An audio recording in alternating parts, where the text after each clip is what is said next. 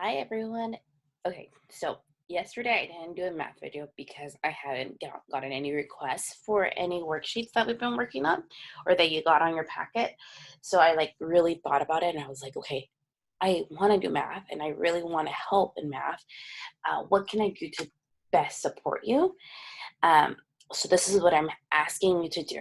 So I want you to get your math notebook.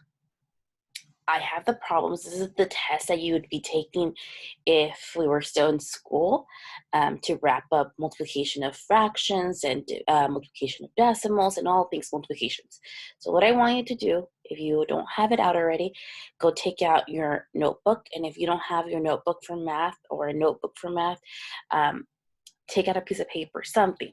And so what I'm going to do is I'm going to show you the problem. I'm going to do it and I want you to check it on your work. So we're going to start off with the first one right here.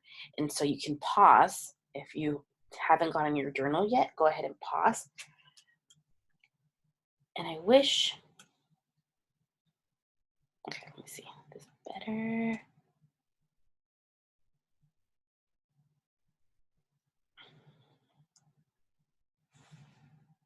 It's not becoming better, huh, guys? Let me see.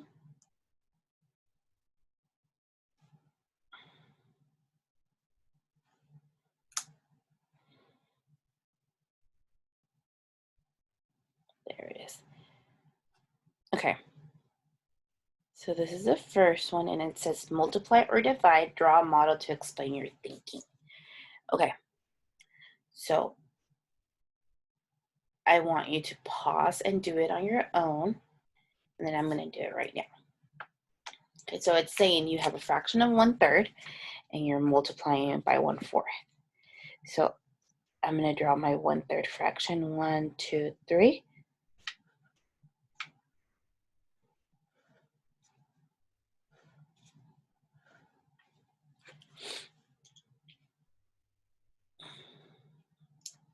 But I also have to incorporate that I'm multiplying by the 1/4. So I'm going to go 1, 2, 3, 4. So this is the side of the fourth.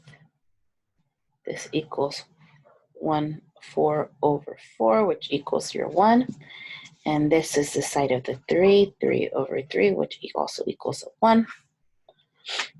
And so, but I don't have 3 over 3. I only have 1/3 that they're looking at. So 1/3 is going to be,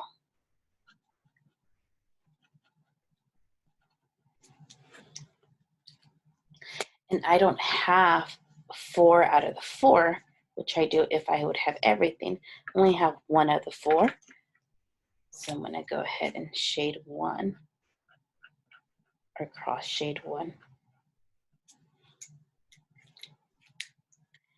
And if I look for overlapping, I notice that in overlapping, it only overlaps in 1, which would equal 1 over the 1, 2, 3, 4, 5, 6, 7, 8, 9, 10, 11, 12. So 1 over the 12, 1/12. Okay, hopefully you got it right. And if you say, Miss Herrera, I can just use standard algorithm. 1/3 times 1/4, 1 times 1, 3 times 4, 1/12. That's great.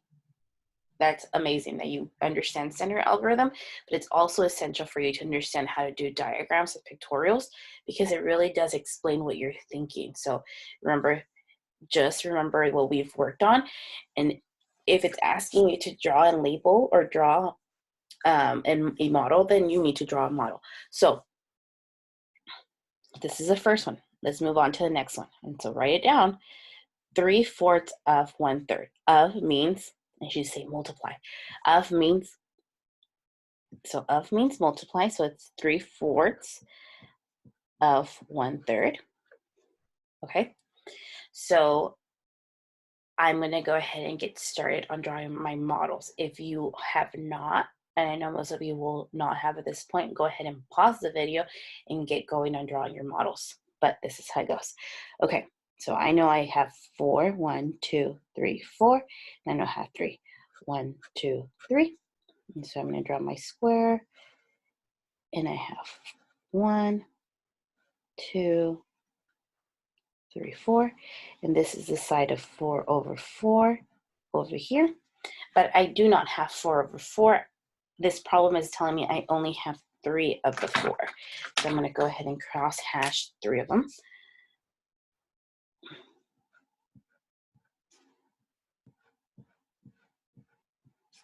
And like I told you guys, like, I'm not very neat in life, but in math, like, something turns on for me and says, oh, I have to be neat. And I know I have to be neat because I will get myself confused if I'm not neat on this. And so this side says that it's a 3, so I'm going to go ahead and divide these into 3s. And so if I was for everything, I would say 3 over 3, but it's not everything. It's only one of the 3, so I need to just shade one of the 3. And I'm going to go the opposite hash way because that way it's more clear for me. And that's just one out of the 3. So, and if you can see now that the ones that have cross hashing, it's 1, 2, 3 of the 12 total. And how I got that 12, if I count all the squares, 1, 2, 3, 4, 5, 6, 7, 8, 9, 10, 11, 12. So 3 of the 12. Oh, I got scared. My little one's awake. Give me 1 second. Okay, so now let's go to problem C, which is right there, 3/4 of 3/5, or 3/4 times 3/5. And so I'm going to start off with the 4th side. So I'm going to go 1, 2, 3, 4. And then I'm going to go to the 5th side. 1, 2, 3, 4, 5. And again, if you have not gotten the model done, so the whole purpose of this is that you check yourself and we can work together like that. And I really applaud you if you're actually following through and pausing it, because this is the way you'll like remember things and learn things. So make sure you're pausing the video if you have not gone through the model and draw it yourself. Okay, so I'm now going to break it up to 4s. So 1, 2, 3, 4. And so it's asking, this would be 4 out of 4, and it's not 4 out of 4, it's 3 out of 4. So I'm going to shade 3. 1, 2, 3. Okay, and then I'm going to go ahead and break it into 5s. So 1, 2, 3, 4, 5. And this would be, if it was 5 out of 5, I can leave it like that and I could count that. But it's not 5 out of 5. It's 3 out of 5. So I need to show that I only am using 3. So how I'm going to show is by shading it. 1. And my red is almost gone. Ew. Okay. So I'm going to have to use, do I have blue? I have blue.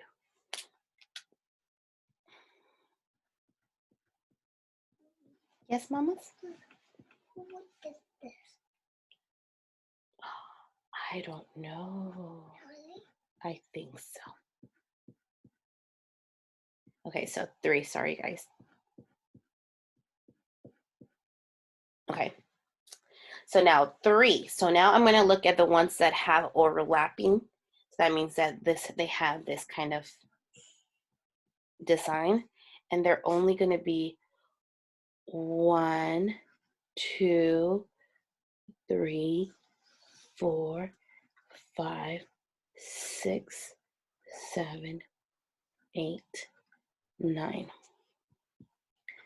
And of the everything, it's 20, 9 out of 20, because if I keep counting, I would see 9, 10, 11, 12, 13, 14, 15, 16, 17, 18, 19, 20, 20. 9 out of 20. So yay, if you got it right. Okay, let's go on to the next one.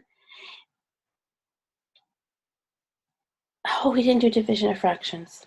So not this one. So I'm going to go on that one. Boo-hoo. But we did go over multiplication of decimals, so I want to review that one.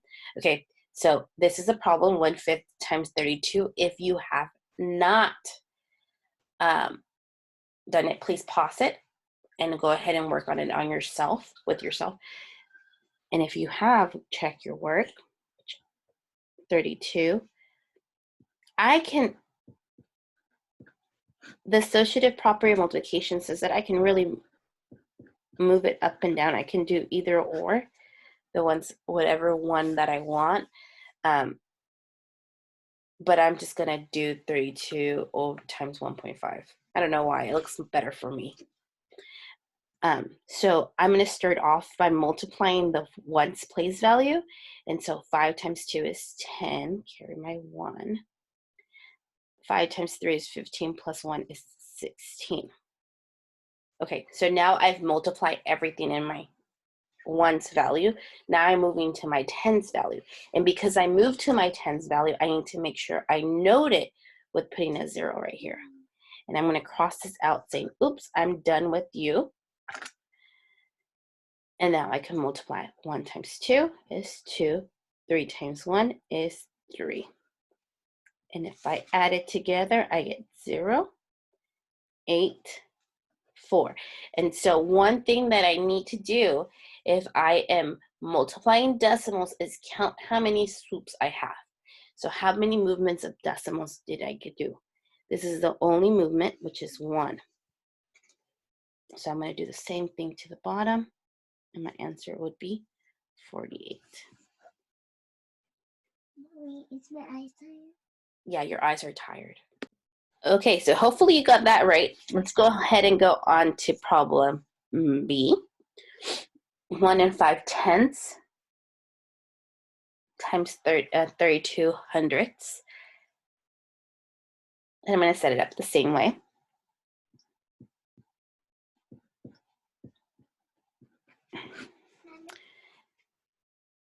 So in addition and subtraction of decimals, we would say our rules, right? Rule 1, line them up. Rule 2, sorry, my little one is like awake and alert. Let me see, mamas. And so we would say our rules. Rule 1, line them up. Rule 2, drop it down. Rule 3, fill them in. So we would say our rules, right? But in multiplication and division of decimals, those rules don't apply. You do not need to line up a decimal. You just need to make sure you count how many place values did it move. And so, so we can have this, or we can have 32 hundredths on the top and 1 5/10 on the bottom. Does not really matter at the end of the day. But I'm going to do this one, and both of them will result with the same one. So I'm going to first start off with my first place value. So 2 times 5 is 10. 2 times 1 is 2, plus 1 is 3, right? And so now I'm done with my first place value. So I'm going to note that by crossing it out and also by adding a 0 on the bottom. And so I can now multiply my 3. 3 times 5 is 15. Carry my 1. 1 times 3 is 3, plus 1 is 4. And so when I add it, 0 plus 0 is 0. 3 plus 5 is 8. And 4 plus nothing, because if I have a 0 up there, it's nothing, is 4. Am I done? No, I'm not done, because I have not taken into consideration the place value. I multiply what I just did right now is I multiply 15 times 32. That's not what the problem is asking me. The problem is asking me to multiply 1 5/10 times 32 hundredths. So I need to make sure I note that by checking the place value of the numbers that were multiplied by. So 1, 2, so I just moved 2 times there. And on this one, I just moved once. So that's a total of 3 times that I'm moving my decimal place. So decimal, wake that decimal up. You know that there is a decimal on the end of every number if there is no decimal shown. So this is where the decimal is at. So then I'm going to do 1, 2, 3. So my answer would be 48 hundredths. I can also write this, but it's equivalent to 48 hundredths, and this would just be 480 thousandths. Okay. Let's do this one. 12 divided by 3 hundredths. So go ahead and pause it and try doing it yourself.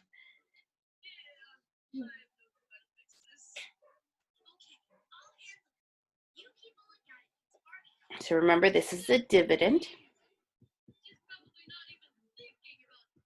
This is a divisor. So I'm going to go ahead and set it up like that. And I'm going to put divisor out here first and dividend inside.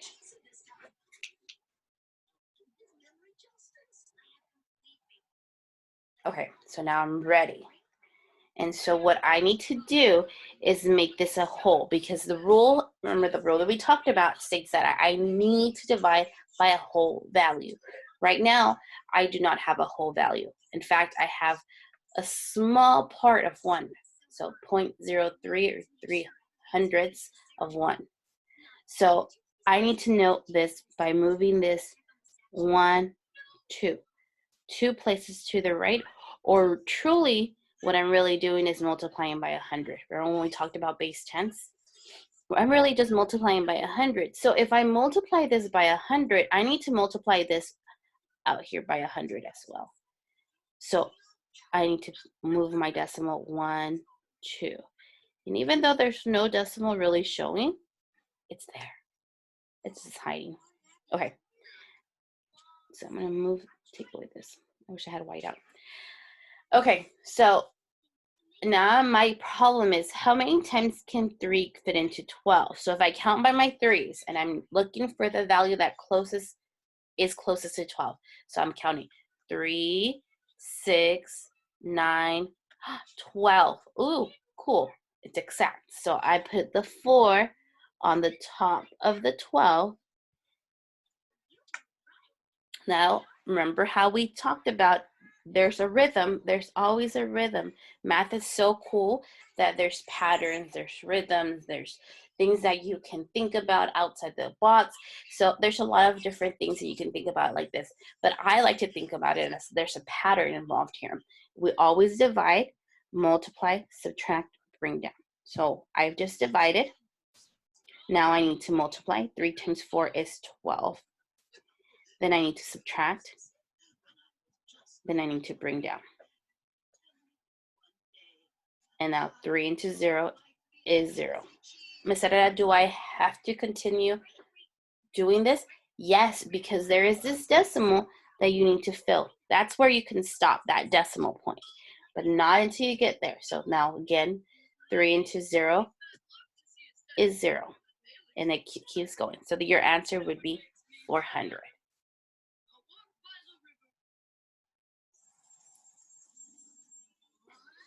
Let's check if this makes sense.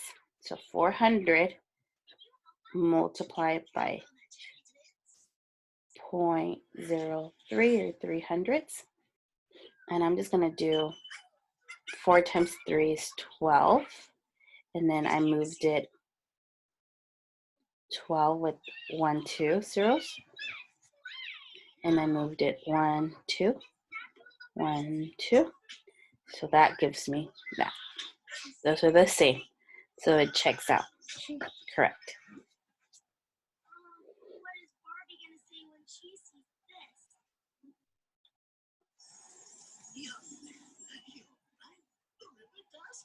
Okay.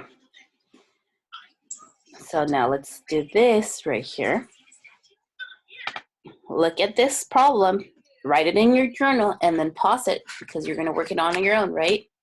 And so I'm going to do 1.2 divided by 0.3. So write it down. And I'm going to label it for myself. This is the divisor. This is the dividend. I remember we said a good way to remember it is that actually division is like the backwards multiplication, and division also starts with dividend, and then it's divisor.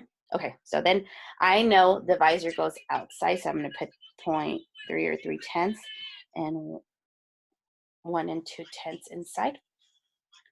I need to have a whole value. As of right now, I have a decimal, and so I need to make it a whole value, and in order to make it a whole value, I need to move it one place to the right, and now it's a 3, and it's a whole value. And what I really did is multiply it by 10. And so remember your sibling rule? If you give something to someone, to one of your siblings, your parents give something to one of your siblings, you're probably going to want the same thing given to you. So if I multiply this by 10, I need to multiply this by 10. If not, my numbers will not be playing very nicely. So I need to move this as well. Now, 3 into 12, 3, 6, 9, 12, which is 4. And then I have to bring up my decimal point. 4 times 3 is 12, and I'm done there. So the answer would be 4.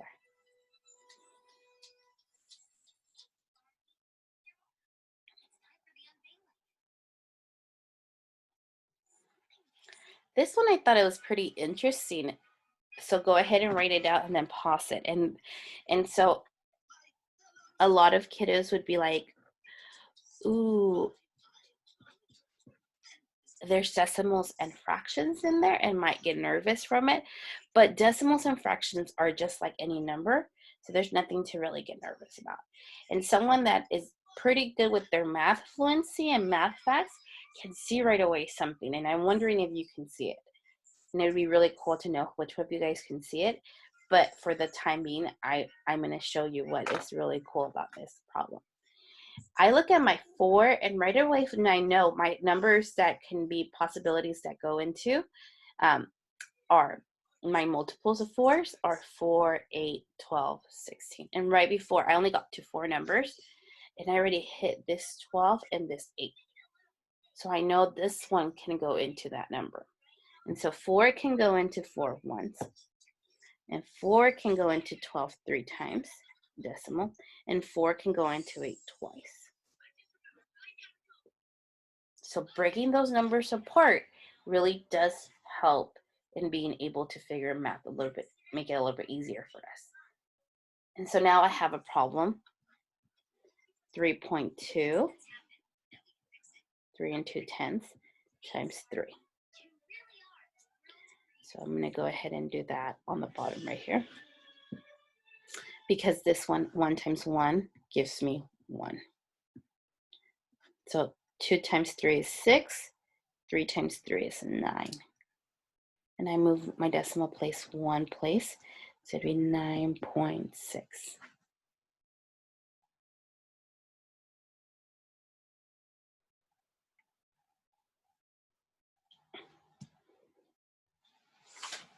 And last but not least is this one, which is kind of a big one, but it's okay because we got this. Okay, so I need to make this divisor into a whole number. So I need to multiply it by 10. So I'm going to move my decimal 1, and then I'm going to move my decimal 1 here too, because I need to do the same thing. And what I can do is bring up my decimal right away, because that's fine. Because there's not going to be any more movement of decimals, guaranteed. And so now I have this that says 32 into 1,024. And I know 32 can go into 1.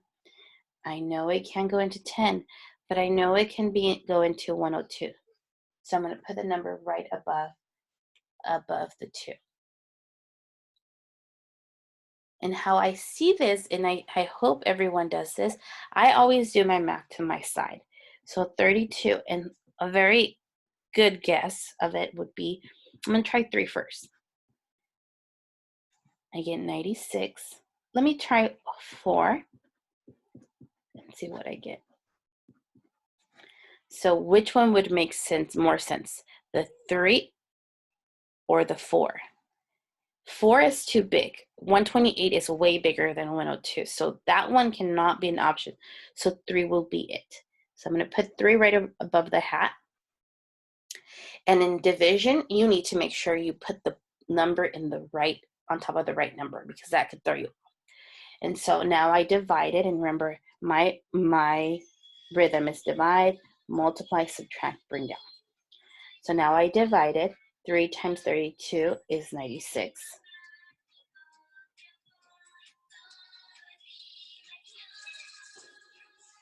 And so now I can go ahead and start my problem.